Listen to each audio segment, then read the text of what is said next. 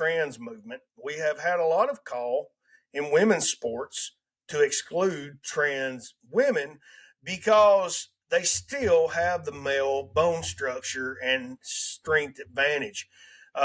We've seen top fighters in the female category go up against trans women that, while they were men before they transitioned, they were just mediocre competitors in their sports, but were able to easily out um, outperform these women in these classes. And I feel like the women should have their own thing that can't be infiltrated by men. They should have their own rooms that can't be infiltrated by men or trans women.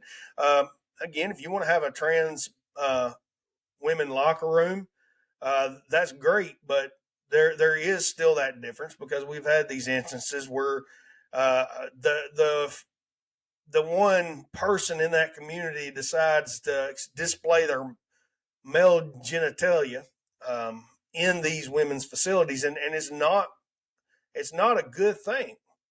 So we do see that, but one of the telling things I've seen is, she was a top performer in women's MMA, and this again, a mediocre performing male that transitioned to female enters in and just in a few moves just floors this top performing UFC athlete, UFC fighter.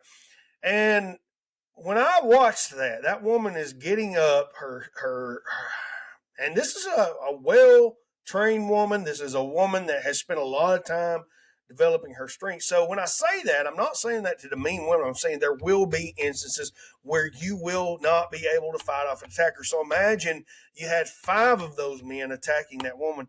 And it's going to be more likely to happen unless there's a man close by with equipment that they want or has some kind of information that they want. They're going to go for the woman. If the man has nothing they want, they're going to go for the woman. And this happens. This has happened through history.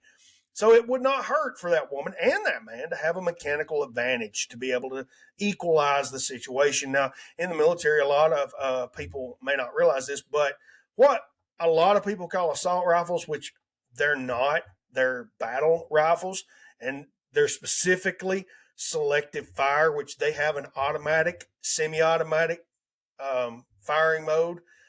So you can go between semi-automatic, which is one pull, one bullet, or you can go to fully automatic where you just pull the trigger down and it just continues to fire. That's automatic fire. And most firearms that the public has are semi-automatic, that one pull, one bullet. They're not the same as the firearms that our military uses, like the M4 carbine and the M16. Those are selected fire firearms.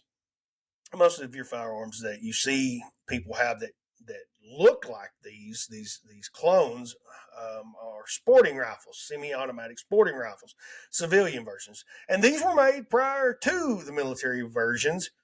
And the military decided to take these platforms and create the M16 and eventually the M4 platform.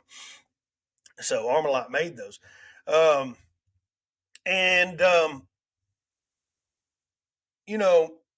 They are looked upon as force multipliers.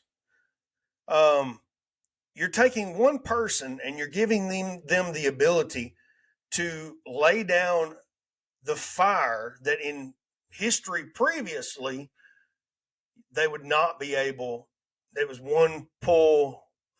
Then you got to reload the thing with black powder and put the ball in, pack it, and they were getting on average, I think at that time, 3 shots per minute. I think if they were real well trained. Some of your frontiersmen had ways of kind of just doing a half shot version of loading the black powder rifle, and they could get off 7 to 8 rounds with their little tricks, but 7 to 8 rounds a minute with their tricks. But we've come very far in our mechanical advantage, and it was with men fighting men predominantly.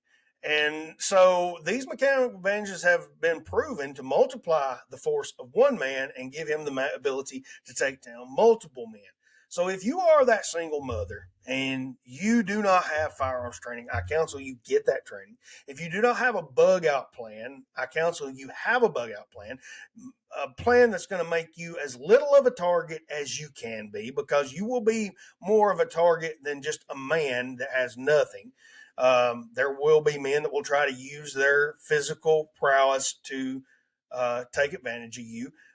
And they will likely go in groups, and you're not going to be able to defend yourself with a bow or crossbow in this situation. You want a force multiplication mechanical device like a firearm, and you need to have practice with it, because that's something you would want to conceal carry. Let's say you have 3 children, you weigh 125 pounds, you've got to get those children out of that city.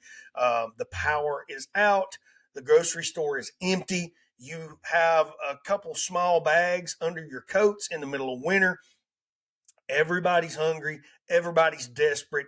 There's not enough police. They've not brought in the military yet, or they have, and the military's busy fighting gangs and doing riot and crowd control, because there will be food riots in this type of situation, and we've seen it through history. It's been proven. And you've got to get those that family out of that city, to the cache, to the cabin, to the friends, that live on the back road, to their dad's house, to their to your dad's house. You want that mechanical advantage. You want that advantage to make your ability to put out force greater than it will be if it was just you and your 125-pound self and your 3 children. You're going to have a better ability to protect yourself, a better ability to protect your children, and you're going to have you're going to go up in the percentage, the survivability you have escaping a large metropolitan or even a medium-sized metropolitan city or area.